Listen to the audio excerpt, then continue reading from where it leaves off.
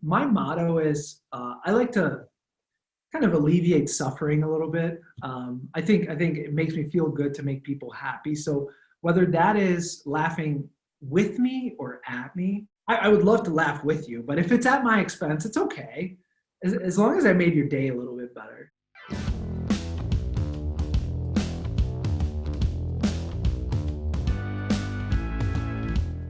Welcome to another episode of the Hey Where'd You Go podcast. I'm your host, Collin.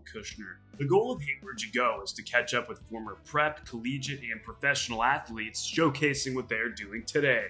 This week's guest, in my humble opinion, is the most interesting man to ever play in the National Football League. He played college football at the University of Michigan, went on to play for the New England Patriots in the NFL, and now he's currently an account executive at Snowflake, which is a cloud-based data warehousing company. All right, and now we have Zoltan Mesko. Zoltan has his dad joke PhD. This is true. Yeah, I appreciate you saving that content until I could genuinely react to it. But yes, I have terrible jokes to tell, usually. You know what, to start things off, dude, let's start it off on a lighthearted note. Let's hear your best dad joke if you have one off the top of your head. It's very impromptu, so it's not like I have a lot of them. And now I'm trying to gloss through my dictionary of dad jokes, but they're not coming to me. So maybe I'll pepper them in as they come to me throughout this conversation. Zoltan, I want to start from the very beginning of your life. You have such a compelling backstory. You were born in 1986 in Timișoara, Romania, right in the height of communism. And a couple of years later, the Romanian Revolution took place. And I know you were just a little kid, but do you remember anything from that time? As far as remembering, maybe my mind decided to have selective amnesia there because I was only 3.5 years old when that whole regime got thrown over in kind of the holiday season of 1989. So now 31 years ago. But from the standpoint of hearing the stories day in, day out, and then I could say, okay, well, I was technically a part of that, just never really remember it.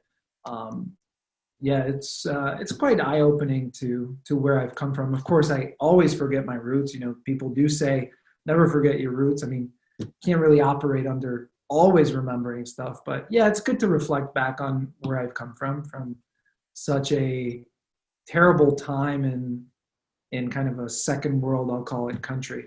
Did your parents ever discuss, or did you ever kind of ask them about life under a communist regime before you were born?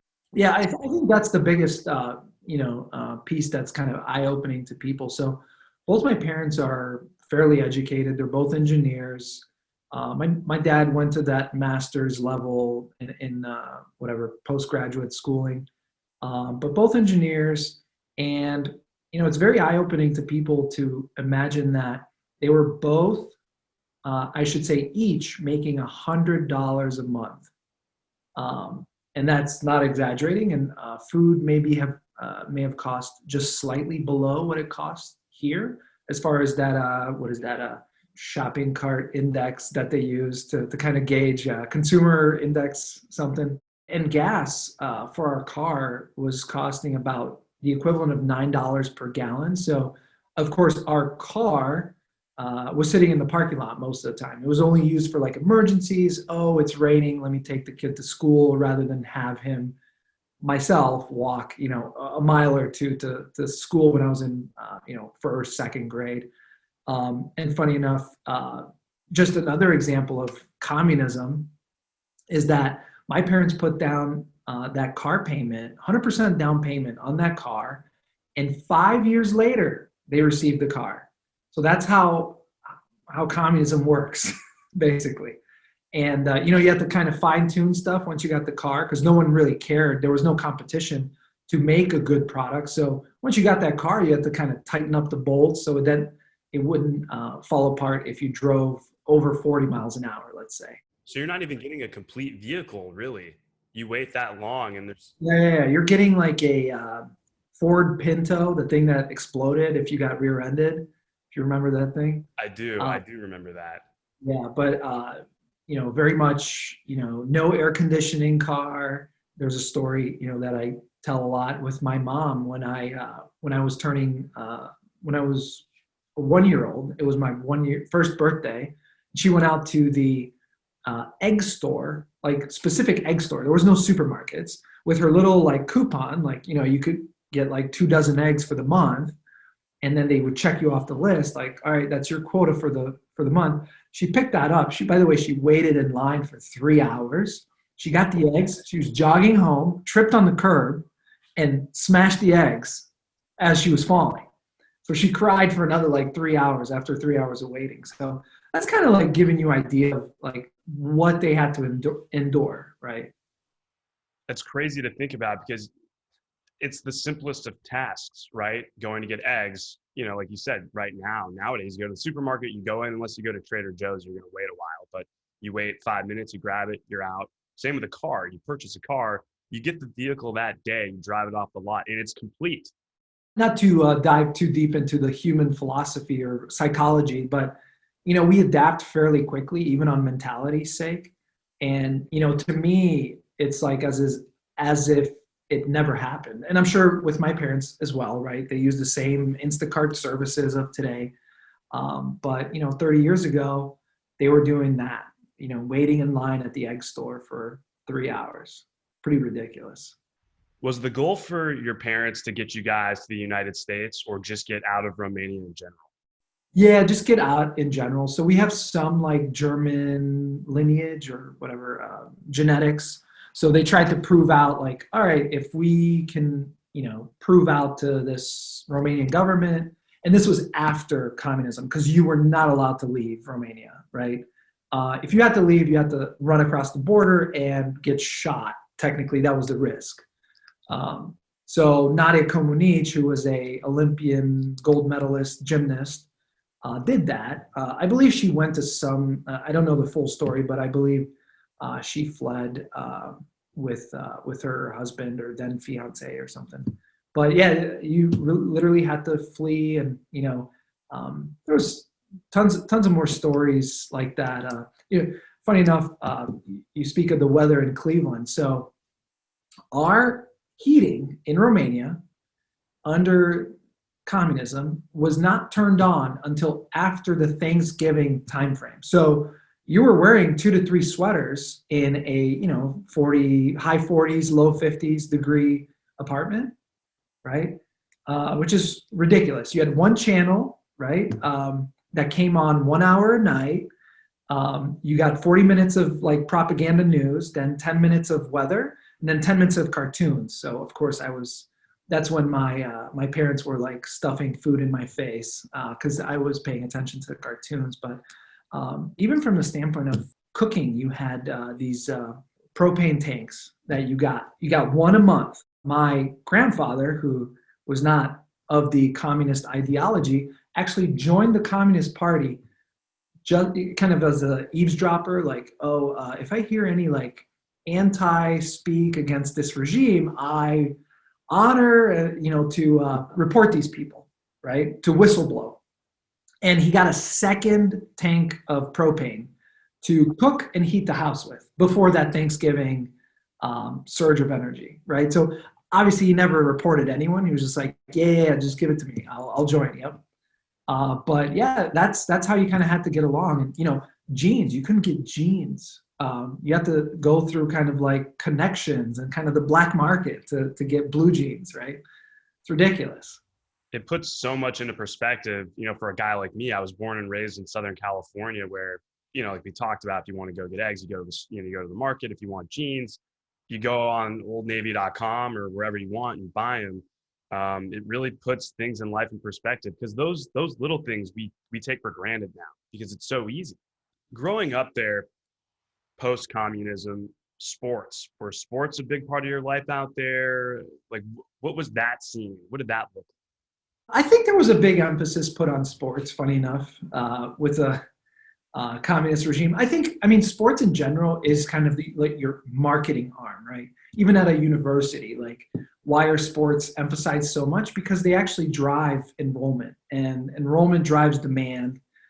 So yes, my dad was a good, fairly realistic fanatic, not like crazy blind, but he kind of instilled that love of sports in me and kind of looking up to your, sports heroes, and yeah, I guess one day trying to become like them and all that good stuff. But yeah, there was, saw plenty of soccer, saw plenty of rugby. Obviously, soccer is the religion in Europe, and it was in Romania as well. So grew up um, around that sport. And then where does football factor into all this? Because it doesn't seem, I don't believe that Romania was going crazy over football, particularly University of Michigan football. Right. No, I saw some highlights. Again, this was post-communism, so post 1989.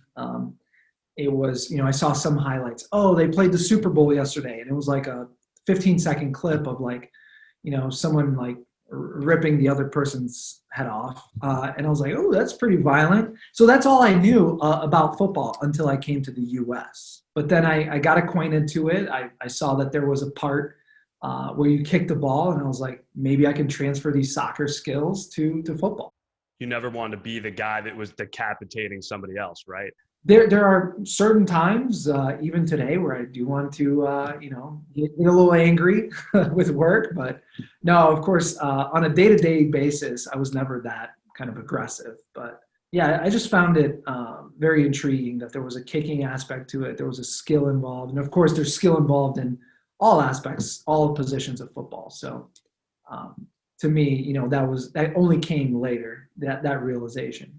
When you and your family emigrated to the United States, you all ended up in New York City to start and then moved to Twinsburg, Ohio. When you first came to the States, what was your mindset? Were you like, what is going on? Was it excitement? What were the range of emotions during that time? Because you were about 11 years old, I think. So we first arrived in Queens, right? One of the, I guess, segments of New York City, right? Greater New York City. And it was in 97. And my family came over here through a green card lottery. Funny enough, my dad applied for it because he always played the monetary lottery. So he's like, why don't I, the US government is giving out like 55,000 green cards. So we applied to that. And out of 20 million applicants, we were chosen. So I think that's like I don't know, I've calculated it before. It's like a 0.027 or 4 something percentage. So I consider myself lucky. Of course, yes, I won some sort of a sperm lottery as well in the beginning, but I consider myself lucky to be in the States and be realizing the American dream. But to your question of, kind of the a little bit of a shock factor that we went into in New York was that Queens wasn't what it is today. In New York City, you could easily, listen to about 3 murders being listed off on the nightly news.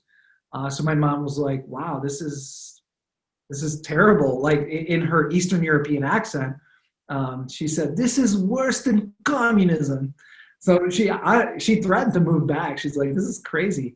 But a family that came the year before us landed in Cleveland, Ohio, and they're like, hey, like there's much more bang for your buck out here. Like you can live in the suburbs. You don't need to live in New York City or whatever, where your dollar doesn't go that far. And we ended up packing our U-Haul and getting out to Cleveland, Ohio.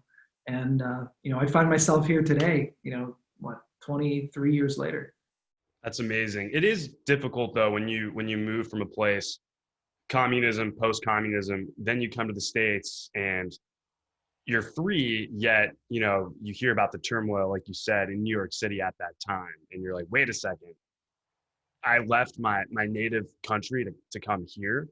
I knew America from, funny enough, movies, like including Rambo and Ninja Turtles. From that standpoint, even post-communism, I forgot to mention, we thought life was going to be fine and dandy, like not having a dictator.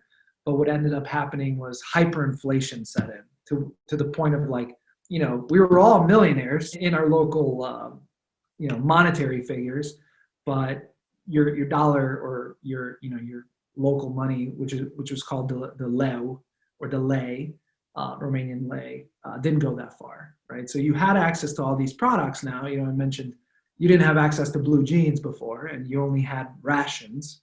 Now you did have access, but you didn't have enough money. suspended. So that's where I went back to kind of how I started it with both my parents being engineers, but only earning the equivalent of $100 a month each, right? So that's part of the reason why we came to America, right? And we're trying to desperately get out of there, period. Whether it was going to be Germany, which we couldn't prove that we were 25% German lineage. And then my dad kind of serendipitously won that green card lottery. In regards to settling down in the Cleveland suburbs, then did someone present football to you? Because you told me about how you watched that 15-second ad. Or where does football factor into this? You're new to the U.S. And then was that something that came right away?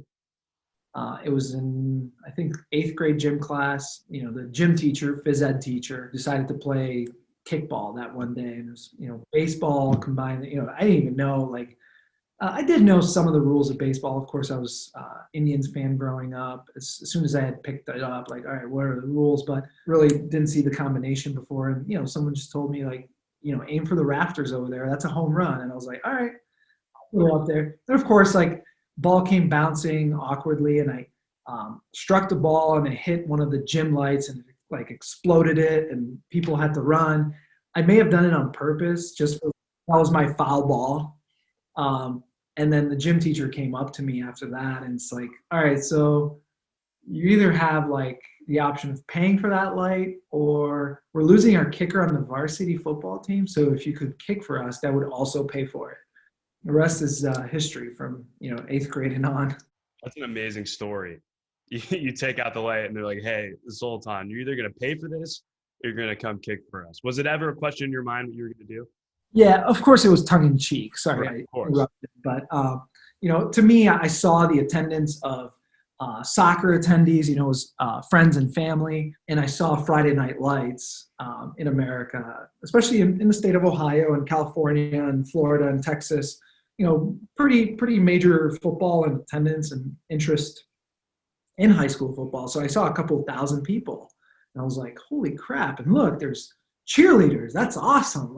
So I already knew what I was getting into. I was like, yeah, that could be me. Yeah. Well, now we know why you did it. You did it for the cheerleaders. It all makes sense now, dude. All about the cheerleaders. So. Never let anyone tell you that they don't change the game. Yeah. Oh man, that's amazing. So you start kicking, and your first experience jumping out in a game situation with with tons of fans and the pageantry. Did you take a second to kind of soak that in?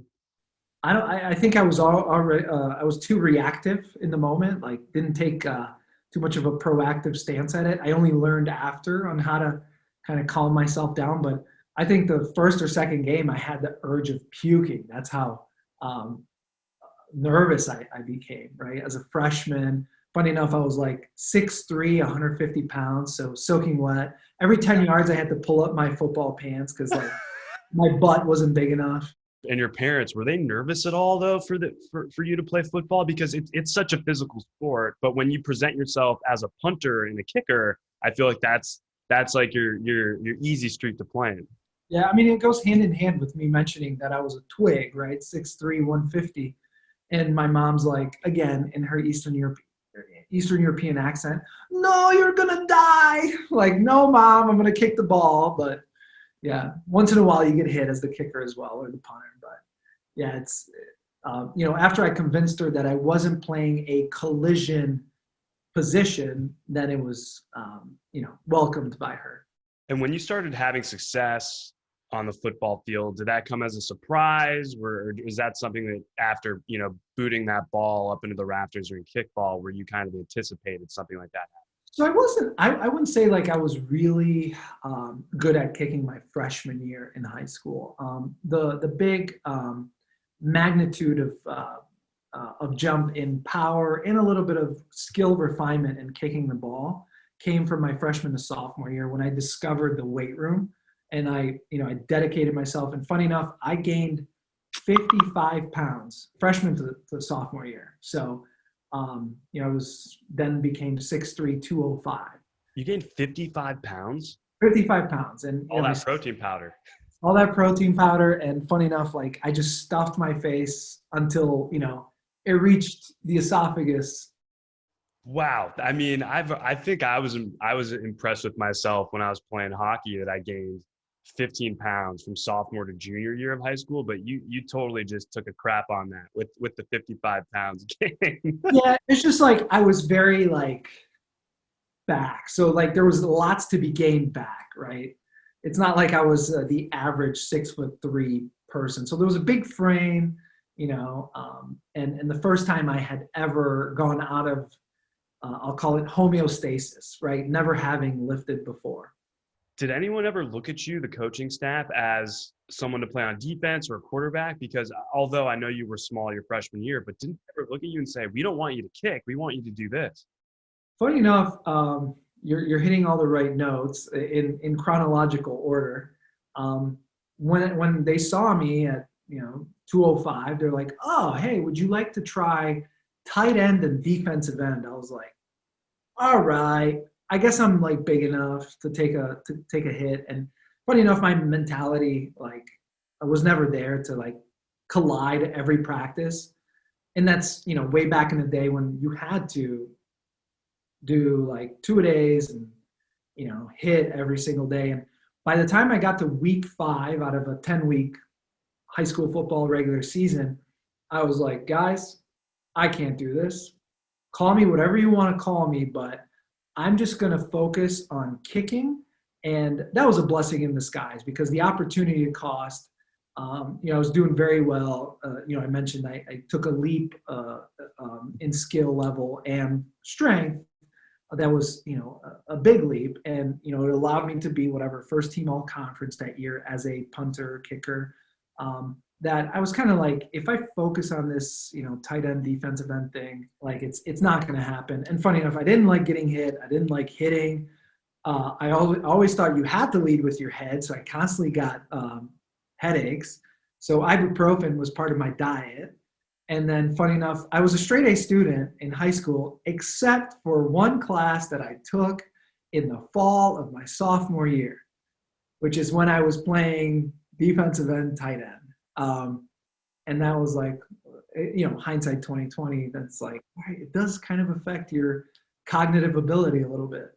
It's amazing that you had the foresight, so to speak, to understand, because it's easy to go off what your coaches say. Hey, you're huge. We want you to play quarterback, tight end, defensive end, whatever. And I think it's great that you just said, hey, listen, I'm not digging this.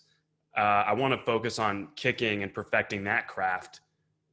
I don't know. I don't really know many high school kids that kind of just go in there and just say, hey, nope, I'm doing this. I want to make this it.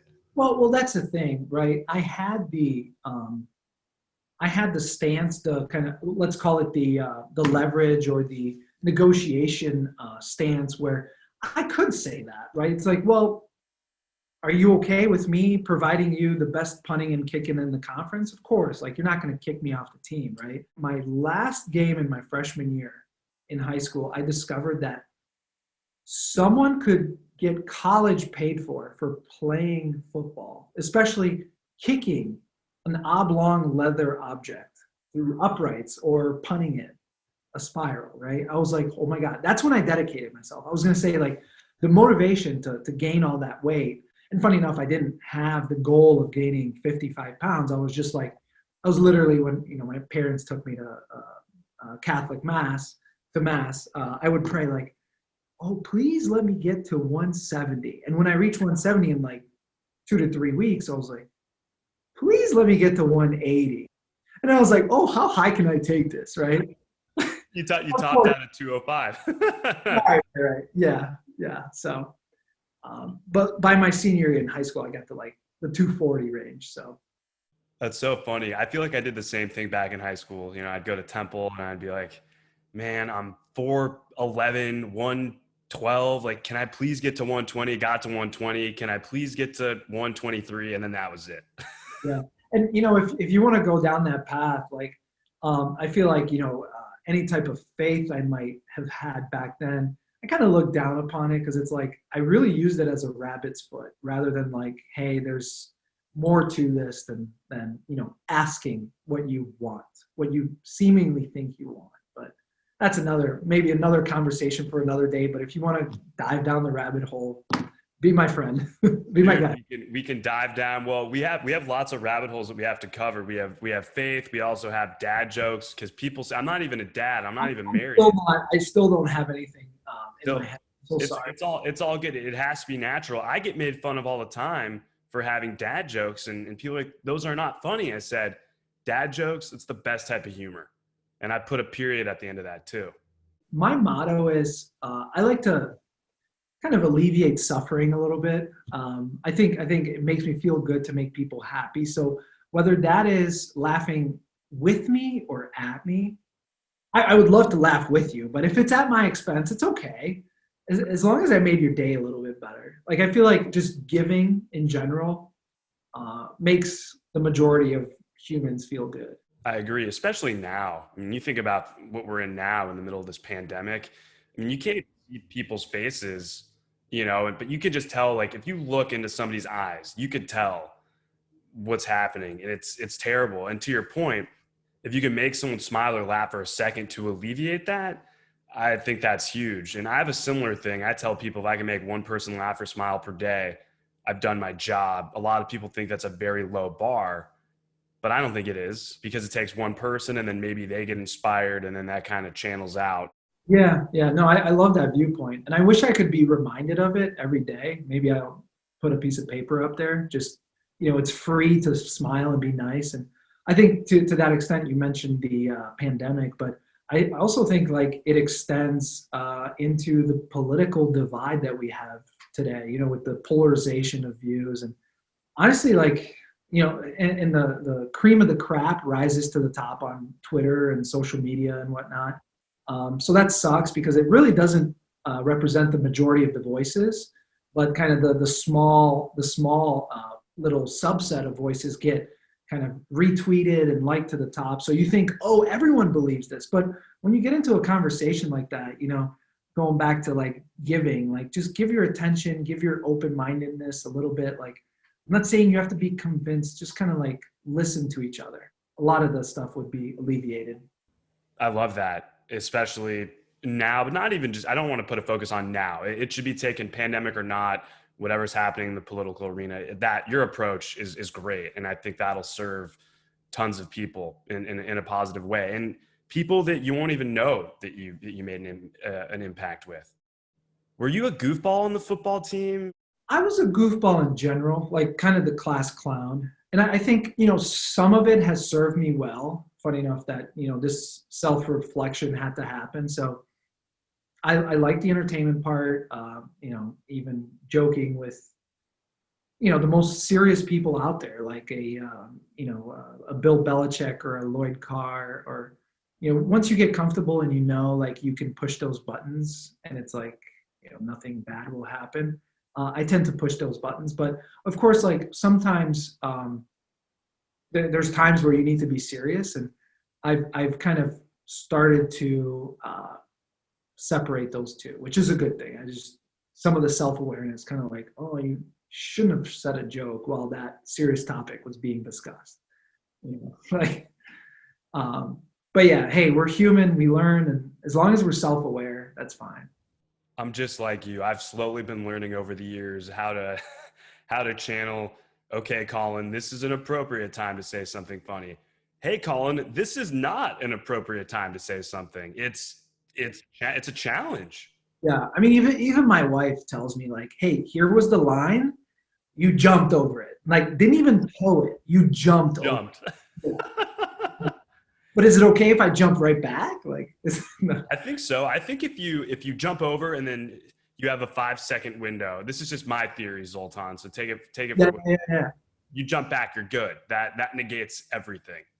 Yes, yeah, yeah, yeah. I've come up with a term for that, by the way. Just kind of like, hey, how about 5 second time travel machine?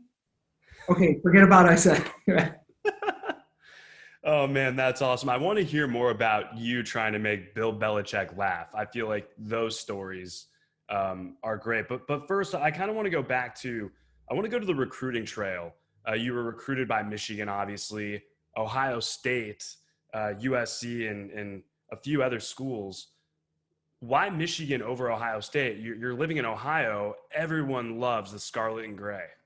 Yeah, and funny enough, I was a huge Ohio State fan to the point of like my freshman year in high school, they won the national championship against the Hurricanes, right? I was a huge Ohio State fan, and I saw that double overtime victory. I was wearing my Ohio State, uh, uh, Christmas present, Mesko 15 jersey. That was my high school number in high school. You had a Mesko. I have to hang up the call on that. You had a Mesko Ohio State jersey. Oh no.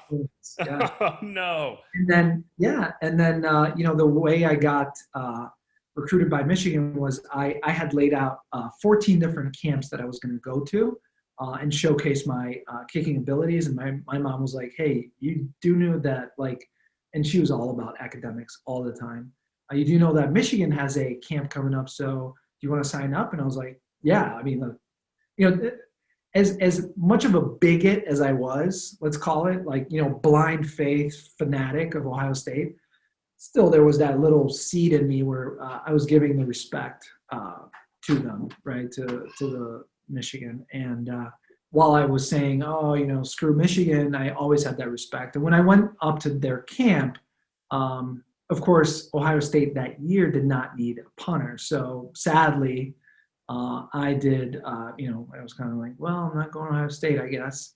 And then I went to Michigan's camp, and Mike DeBoard, who was the special teams coach, used to be the offensive coordinator back in that national championship year, but he was special teams coach at that time. And he's like, hey, so you're from Ohio. Who do you like, Ohio State or Michigan? And I was like, both. That's a fantastic answer. Yes. Yeah. I'm really neutral. But yeah, I mean, after that camp, I had a really good camp. I came out as the #1 ranked punter, and they needed a punter. I knew that. I kind of, did that analysis beforehand, and I accepted the offer from Lloyd Carr a couple of days later. And funny enough, 2 hours later, Jim Tressel from Ohio State called me and said, hey, we have an offer for you. Would you like to stay in Ohio and punt for the Buckeyes? And I was looking at my high school football coach, who was college roommates with Jim Tressel. Wow. And he's like, don't do it. You already gave your word to Michigan. And I was like, really? But I can just take my Mesko 15 Ohio State jersey. They don't even have to give me a new one. Right. I'm like, can I just pull this over my shoulder pads? And I decided to, go with my first choice. And I viewed it as a really like foolproof plan, because if football never worked out, and of course that's a low probability play, the academic side would, because, I took a tour of their business school, and of course you still had to apply once you were a Michigan student to get into it, but it was still a top 10 program. And I was like, this is great. And I think, Michigan has 105 programs, or, career, not career tracks, but degree fields that are in the top 10, ranked in the top 10, right? So that was kind of just mind-boggling to me. I was like, that's a great university, national TV exposure potentially, right? If I started and all that good stuff. And I was quite comfortable with the choice. Of course, my friends were not so comfortable. I got a good amount of crap for it, but that's okay. I just find it hysterical that your high school coach, roommates with Jim Tressel, looks at you and says, you gave your word to Michigan. That is true. There is something to be said for your word. I just think the rivalry is so heightened, and in the spotlight, everyone just thinks it's. Yeah. Well, just to show you what a good person he is, right? Because it's like, even now, like when I graduated Michigan, I was such a big fan of them, and still am. But now I hang my hat more on the academic side, the research part of the university, right? Like anytime someone gives me crap about, how bad the football team is, it's like, okay, well, you're very welcome for the polio vaccine made available through the University of Michigan, right? So that's kind of like the prideful thing, the control, the things that you can control in life are the things like, your intellectual self, right? Your academic side. How do you stress the importance, I should say, of the academic side of things? Because if you're a top recruit, or if you're just getting recruited in general, it's like football, football, football, football, and all the cool things that come with it. And I feel like there's very little conversation about, if you go to the University of Michigan and you want to study business, you have the Ross School of Business, a top program in the country. I feel like there are very little conversations that go that avenue, and it's always football or athletics focused. Yeah, I mean, I think as a youngster, like I always looked at the potential to play professionally. Of course, I got more and more realistic about it as I went through my Michigan days. But I guess you emphasize the academics to people that it matters to, right? If it's important to them. It's not important to everyone, and honestly, like you can get a good like a degree is just like you don't need to go to Harvard to get a good job. Like, right? Even if you go to any Big Ten school, you're gonna have an amazing alumni base. And I don't care if you go to freaking ITT Tech. Like, it's how you apply yourself. That's really what the mental transition I've come to. And of course, a lot of people, let's say, get their MBAs from Harvard Business School or Stanford, right? For the network. It's not that, oh, I can build financial models so much better. No, it's like I know who to call and I know who to trust because I spent 2 years with this person and I know he's not a schmuck, or he or she, right? And you build your network. It's all about the network and the alumni base, right? I guess my question is, how do you convince somebody the importance of applying yourself? I think that's a better way to put it, as opposed to going and getting your degree and then hanging it up on the wall, because you could have a law degree and it could just sit there. If you apply yourself, though, that's a completely different, those are two different things. Yeah, that's a great point. I think it's well, you have to center it around people's passion, and I use that word term loosely. It's like, what are you curious about, right? That you can't like put down. Where you work through the day and you forget to eat lunch, right? For me, that's like building stuff. I love, even if it's Photoshop, if it's woodworking, like I'll just be like, I'll look up from my computer screen or like from the garage and I'm like, oh, I gotta eat, you know? So like you find that thing and then you base your messaging around that. Like, well, you like design? We have a top 5 design program that, we'll put in a good word where it's not a guarantee, but of course, in today's recruiting, it's probably a guarantee. But who knows? I'm speaking out of turn or out of line. Yeah, I guess you couple it with what people's desires are, right? Even I'm in selling now, right? I'm in sales. You have to peel the onion back, but you have to start with the importance to the prospect, the client, right? What's most important to you? Because if I go off on a tangent and tell you all about my product, who cares, right? Like just simple stuff, like what's important to you about interviewing people? Well, I really hope they like open up and they tell me like genuine stories and they get really vulnerable with me, because I feel like that makes for great content. Okay, how do we recruit more people like that? And that makes complete sense. I think just in today's landscape, everyone takes to Twitter. I'm being recruited by LSU, 5-star recruit. And I get it. You shouldn't have that much foresight looking into the future because you want to enjoy the present moment. But still, a lot of people, you go to school and maybe the athletics doesn't work out the way you wanted. The next thing you know, you're just in some random major or something. And then it's like a scram to try and figure it out. Well, that's the other thing, this transfer portal, right? I'm actually a fan of it in majority's case, but it gives you an out, right?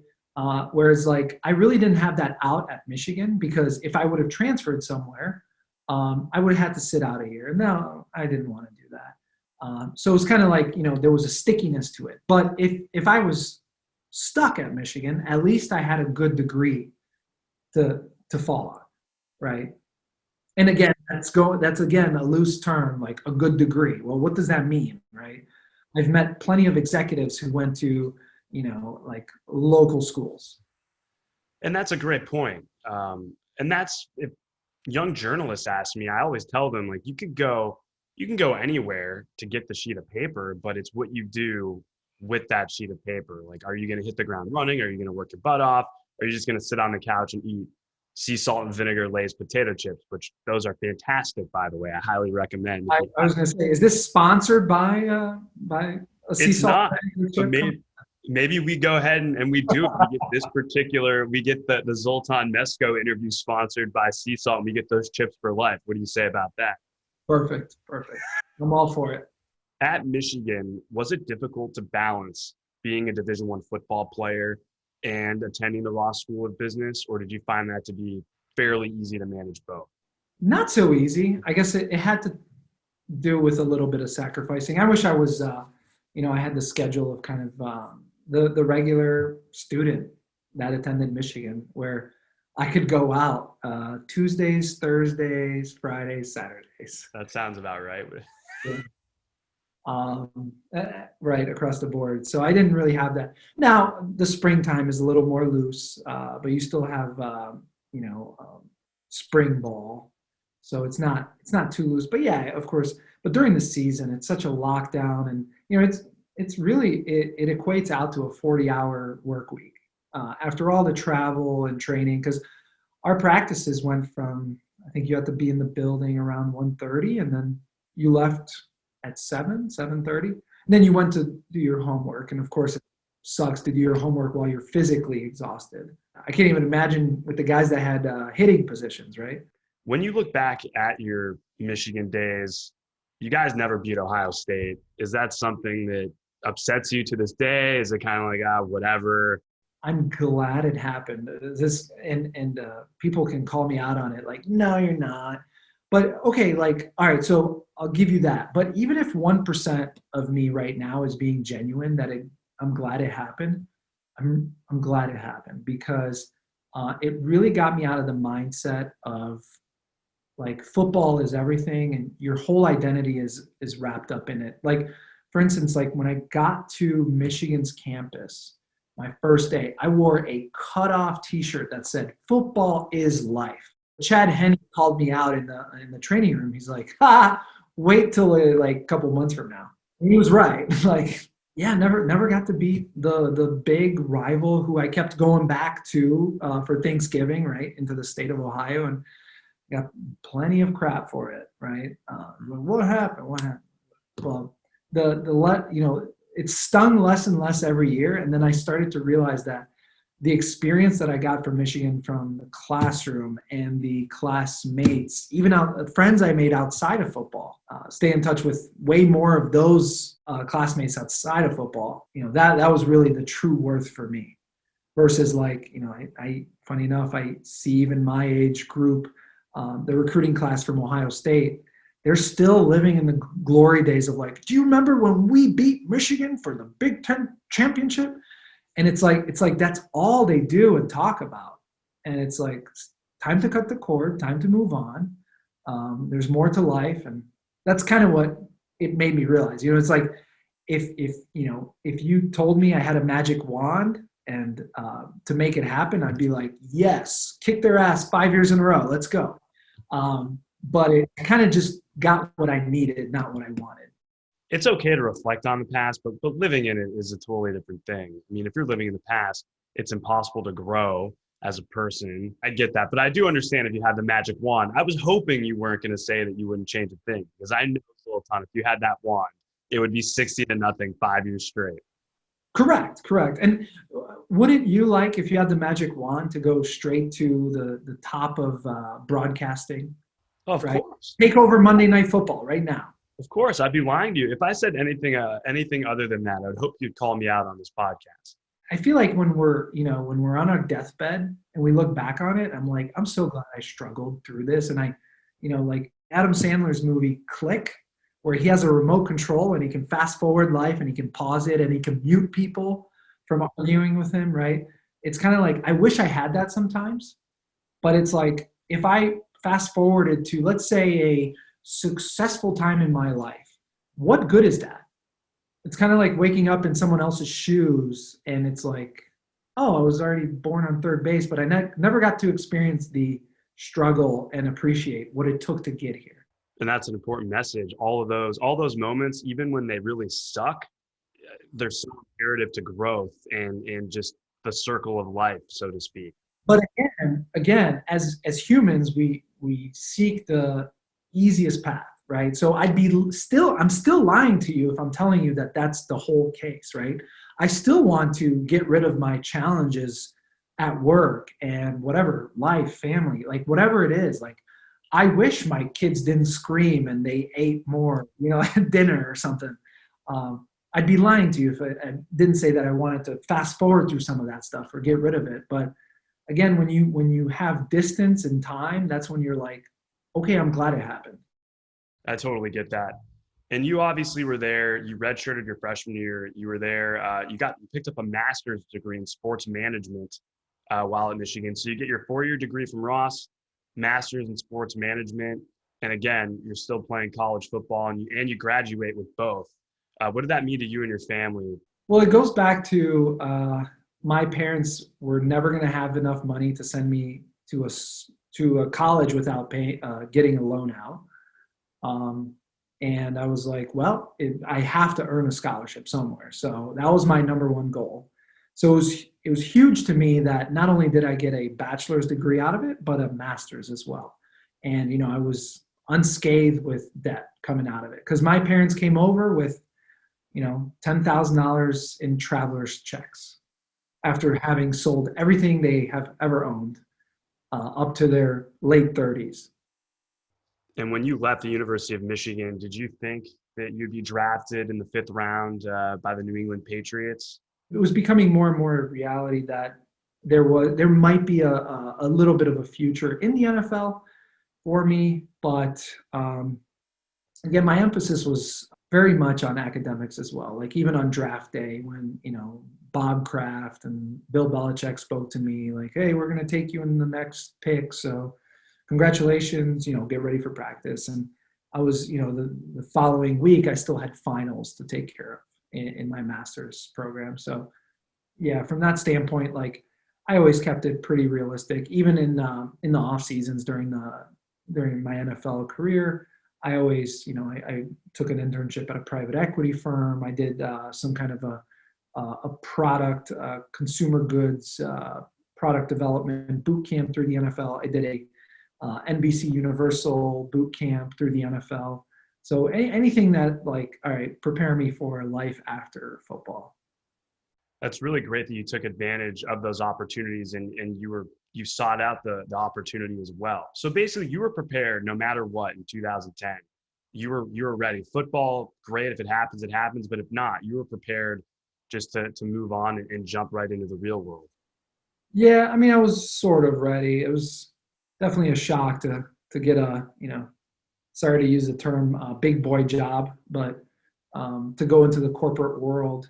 But yeah, I was sort of ready. I was fairly disciplined enough from college. I think the student athlete schedule calendar balance got me ready for a pretty good schedule handling. Funny enough, like when I became a professional football player, there was nothing to kind of take my mind off of football. Like if I had a bad practice, I didn't have a class to go to, right? It's kind of like, or if I got a bad grade on an exam, I didn't have practice to go to.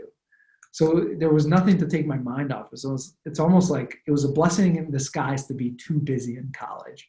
So what did you do to handle that? I think to get into those internships, I don't think I had enough like willpower to get into too many hobbies besides hanging out with friends. Yeah. Other than that, I tinkered around with building stuff a lot.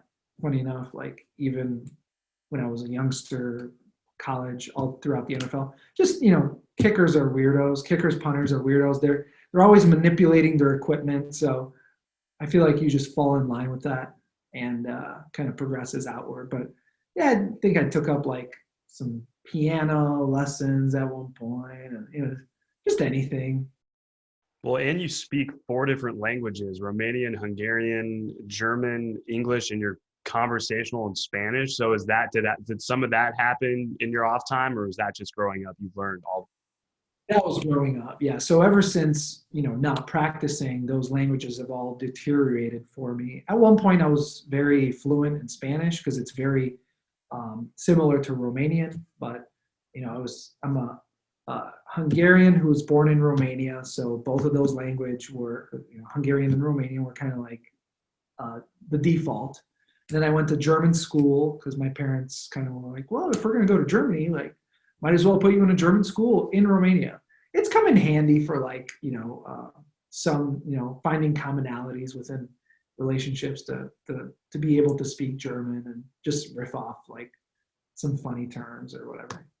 I want to talk about being with the Patriots, such a buttoned up, from my perspective, organization. What was it like playing with Tom Brady? You got Bill Belichick as a coach. I think you used the right term there with very buttoned up and very methodical, and everything's calculated. And my hat goes off to how Bill Belichick runs that place, runs that show. So my first 3 years at Michigan were with Lloyd Carr, and kind of reminded me of Bill Belichick a lot, especially from the media perspective. He's like, there's no reason why we should run our yaps. Like, why are we giving away strategy when it's kind of like playing chess, right? And sometimes Bill Belichick plays chess, and sometimes the opponent just plays checkers, which is how cerebral, but also how simple he keeps it, right? Like, I think there's an art of keeping things simple, and people try to overcomplicate things too much, especially in this self-help era of, and you can find any type of book and any type of methodology and solution to your problems. But at the end of the day, it's like, how can you get it simple? Like, can you just not overcomplicate it with the 12 rules for life, or the 5-second rule, or I've read them all. And I'm just like, I can't remember one. I'll give you an example because it only makes sense, again, to keep it simple. Listen, you, Bobby, I just want you to block this guy and make sure you get this shoulder. That's it, right? And I'll tell you the bigger scheme of things if you want to know, but that's where kind of the do your job mentality comes from.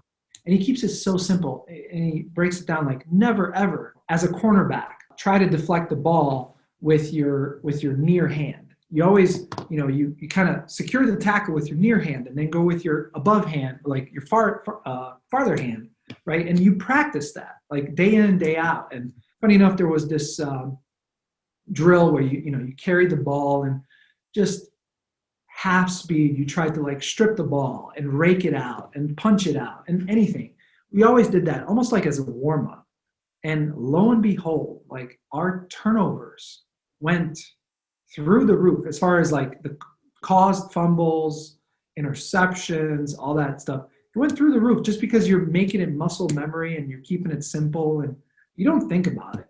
You're just it becomes innate, and even tackling drills, lining up people in a certain area and cones, and it's I'm going to run up to you and you have to maintain the right leverage. And it's kind of man, is this really juvenile, middle school fundamentals BS? Then our missed tackles went down, and you're it can't be that simple. And I remember Roger Staubach, right, Heisman Trophy winner and 3-time Super Bowl champ with the Cowboys, came in.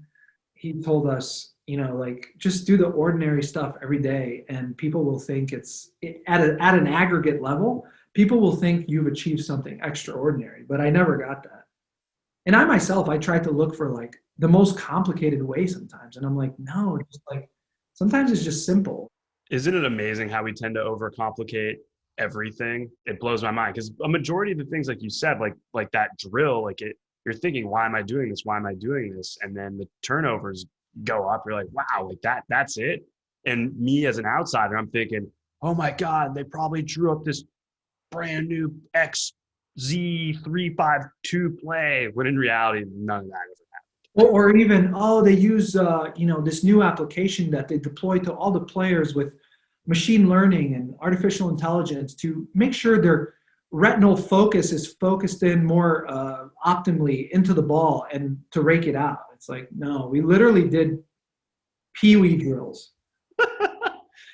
It's crazy to think like, you know, all of you guys as professional athletes are doing these drills that they're teaching you as a kid, but it makes sense. It really does. I want to hear about you making Bill Belichick laugh. Did you ever get him to laugh, or at least maybe crack like a half smile? Yeah, yeah. Funny enough, like people don't know, and I think reporters at this time know that that have been covering him for a number of years that he has a comical side to him, but it's very dry humor, right? Tongue in cheek, like side of your mouth kind of laugh. Um, but from that standpoint, we had kind of rookies had to perform some kind of an entertainment segment or show or whatever. And I chose, to do my Borat impersonation, which Sacha Baron Cohen is a genius in my perspective, especially for Borat 1. So I spoke like Borat all throughout college, funny enough. My friends had to have an intervention with me to get me to stop speaking like Borat. Of course, they still allowed me to speak like Borat when I got drunk with them. So Oh, that that's was amazing. that was cool. But literally to the point of like, with the Patriots, I bought myself a Borat wig, a mustache, and a mankini, right? Oh no. Oh, no. And then that was my show, right? And I would make fun of like, uh, you know, Tom's wife, Giselle, and like Bill O'Brien. Yeah, I made fun of him. I made fun of Belichick precisely for I think he still drives. Maybe he switched out. He got a little cooler, but he used to drive a Volvo like wagon, like hatchback. And I said like, what Bill Belichick drives is not a pussy magnet. Like, yeah, he literally came up to me after that, like, and he was laughing. He came up to me like that just because like his ego was kind of hurt, and he's like, after people make fun of me, I usually cut them. Dude, that's hysterical. Oh my God, that's amazing. How could you not laugh at that? Well, they gave me permission to entertain the team, right? So I was like, okay, you sure? All right, good, let's go. You met your wife with the Borat impersonation, right? Is that you went up to her with the Borat voice? That's how it all started? Yeah, definitely spoke to her in Borat many times.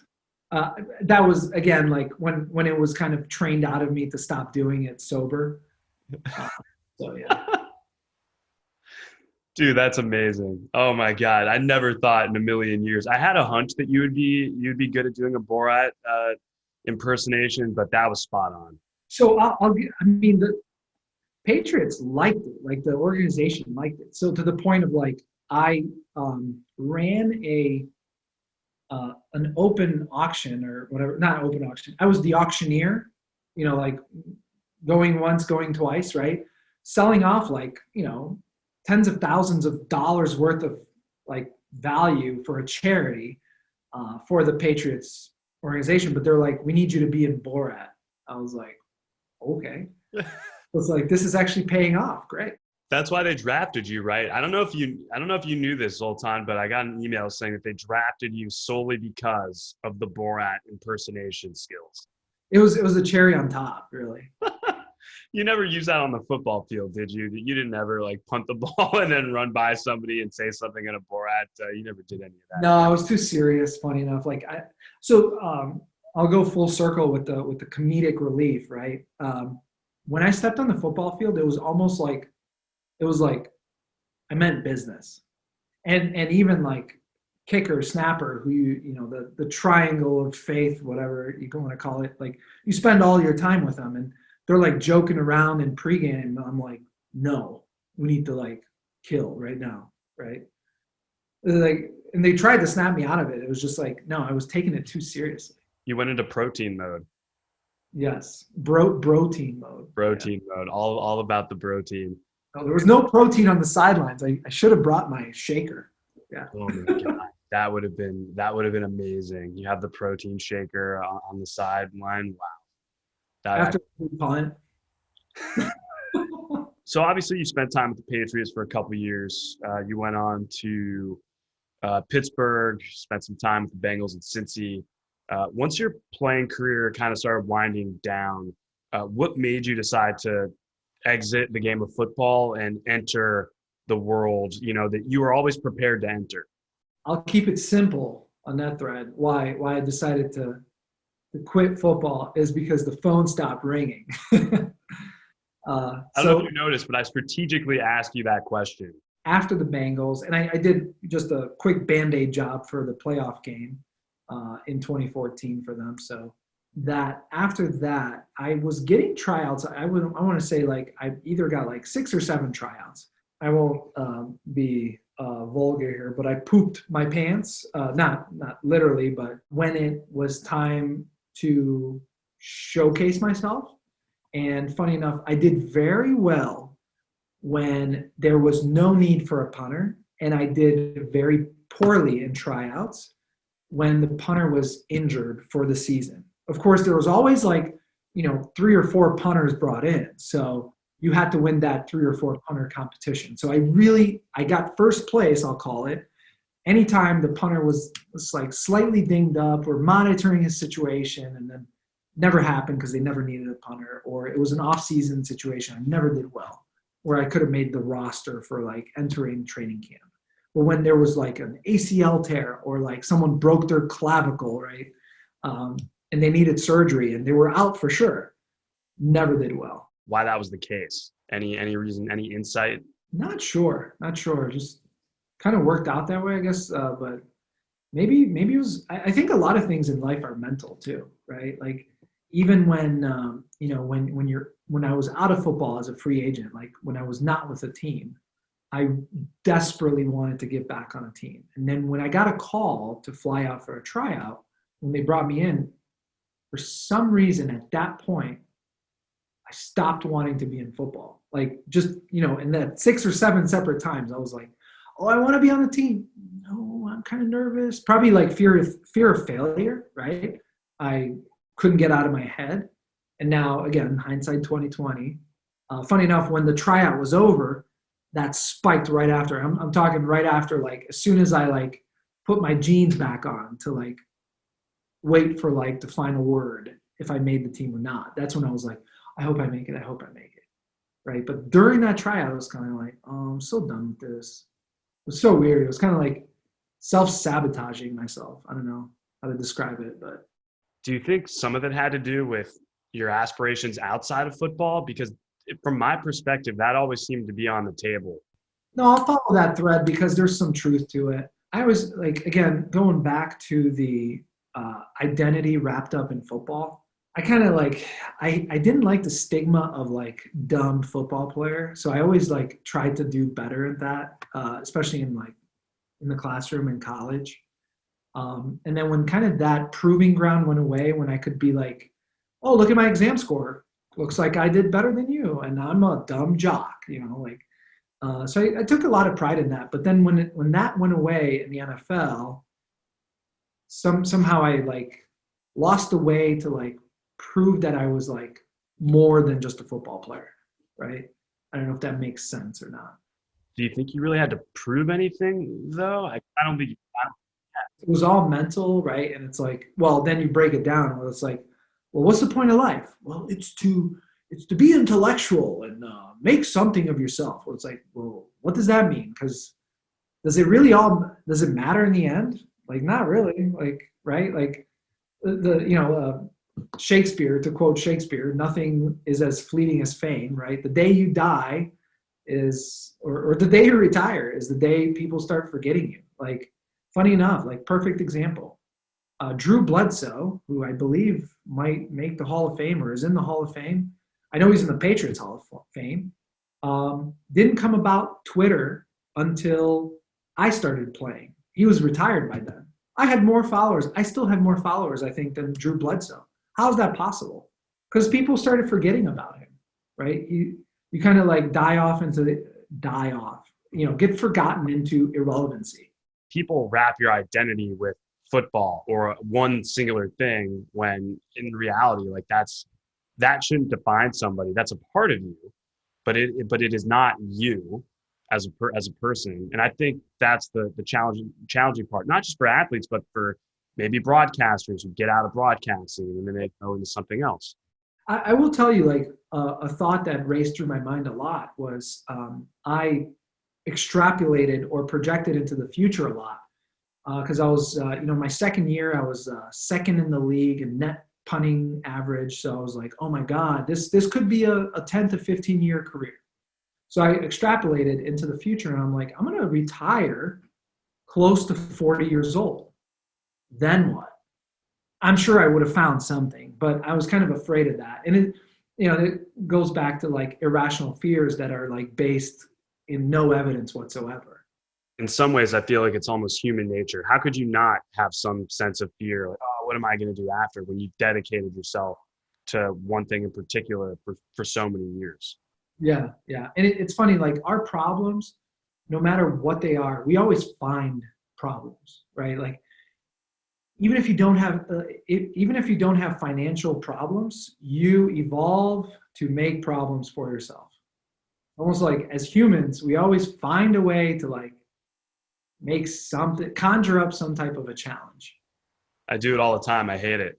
It's the worst. I always look back the next day. I'm like, really? I just put 9 roadblocks in front of me when I didn't have to have anything. Can you use an example just to kind of cross interview you? I want to learn. You have like your day, right? It's simplified. You wake up, you eat breakfast, you have your meetings. And then I'm like thinking about, well, if this meeting runs late and then I'm interviewing this person, and it's like, and I've allowed myself like 3 hours in between, and then this like irrational thinking starts taking place. Like, well, if it runs late, then how am I going to contact the other person? And then you're not even in that moment. That's like one roadblock. And then that just kind of goes downhill from there, if that makes sense.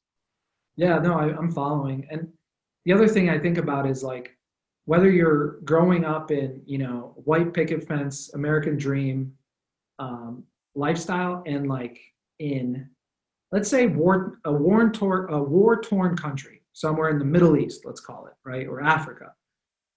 Your level of whatever serotonin, dopamine, or cortisol, the stress hormone, that spike is literally the same amount in America or your life in like war-torn country, right? And that's why it's almost like dodging bombs and getting rejected from your hot date causes the same amount of like stress. It's ridiculous.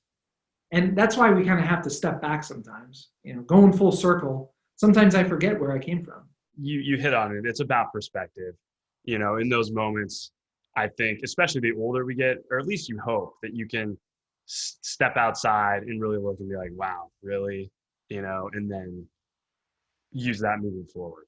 So once football ended, was there a limbo period where you just kind of hung around for a little while trying to figure out, which, like, whether you wanted to be an entrepreneur, whether you wanted to join an existing company? I think my mentor had lined things up for me a long time ago. Literally, he just chose my field. He's like, you're going to be great in sales and tech, B2B, business to business, and very respected mentor. Like, he did very well in his technology sales career. He was the chief revenue officer at Gartner Research. Like, took him from 25 million in sales to like 2 billion, right? So I'm like, I'm going to listen to you. But from that perspective, I did dabble in the startup world, in the entrepreneurship world. I, hope to one day own my own business, but I really like what I'm doing even today. Like, I don't, hate it, right? It's like, it allows me the really good lifestyle, kind of work-life balance, right? Where it's like, yeah, you might not like doing this task, but you can reward yourself. Like, you have enough time in the day to think of some reward that you can give to yourself. So now you're an account executive at Snowflake. It's a cloud-based data warehousing company. What do you do on a day-to-day basis? What does a day-to-day in Zoltan Mesko's life look like now? Yeah, just business development, sales, right? Trying to get people to adopt this cloud data platform that we're selling. It's been really exciting to be a part of the company because I saw, the pre-IPO days, and we IPO'd back in September. Funny enough, Warren Buffett has invested in 2 pre-IPO companies, one being Ford in 1957 and Snowflake in 2020. So I like saying that. It's kind of cool. And we had the biggest IPO of any technology company in the history of the stock market, right? Bigger than Microsoft. So really exciting to be a part of the on the train, I should say. Do you find yourself being able to take things you learned from your football career and essentially marrying the two with what you're doing now over at Snowflake? Yeah, and not even more so the successes that it brought me, like, oh, I should do this because hard work pays off, and it's going to pay dividends. But it's more so like, don't act this way because it'll benefit you better. I see the parallel right now. Don't do what you did before. Do it this way, right? So I feel like just process of elimination in life is so much more powerful than finding a rule that you can stick to, because there's so many more nuances. Like, you kind of like find, I think, funny enough, Matthew McConaughey has some quote like this that, it's like, just try enough things and you know what you don't want to be or don't want to do or shouldn't do, right? Do you miss football at all? I missed the part, I think this is too cliche. I missed the part with the players in the locker room, right? Being Borat, entertaining.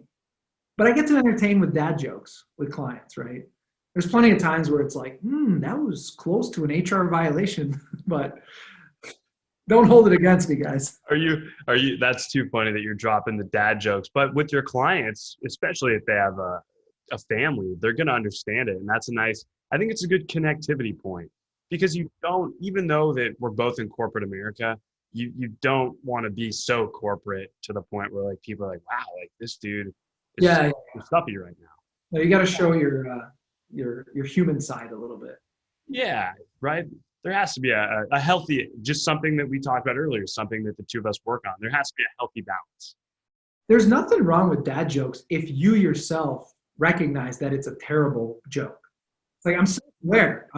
That was an honest to God terrible joke. And it's so corny, so cheesy, but at least I got you to smile. So that's good. I broke the ice. I really enjoyed the conversation, Collin. Appreciate you having me on. So thank you. Yeah, absolutely, dude. Really appreciate the time, and let's obviously keep in touch. And if you and the family ever find yourselves in Los Angeles, let me know. Dinner on me. Or if I find myself in Cleveland, I'll wear an Ohio State jersey. I'm kidding, I won't. But we definitely got to keep in touch, dude. Thank you. Sounds good. Take care, Collin.